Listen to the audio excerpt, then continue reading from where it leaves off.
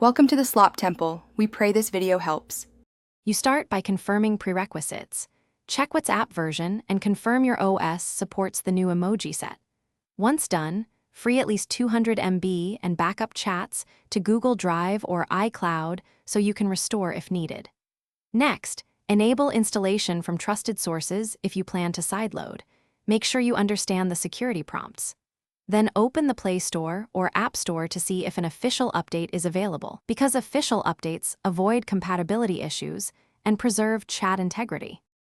You proceed to install. If the App Store shows an official update, tap Update and let it finish. This is the safest route. If you must sideload, download a signed APK from a trusted source and verify the checksum before installing, because mismatched files can break the app. Once the file is ready, grant storage and install permissions and follow on-screen prompts. After installation, open WhatsApp and let it optimize. Make sure to monitor any permission requests to prevent unintended data access. You finish by verifying the new emojis render correctly. Open diverse chats and send multiple emoji types. If some emojis look blank or wrong, clear WhatsApp cache, and if that fails, reinstall the app and restore your backup. Also check that your device OS supports the emoji set.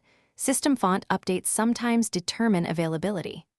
One key tip: if things go wrong, restore the pre-update backup first, then apply the update steps again. This prevents data loss and isolates whether the issue is app or system level.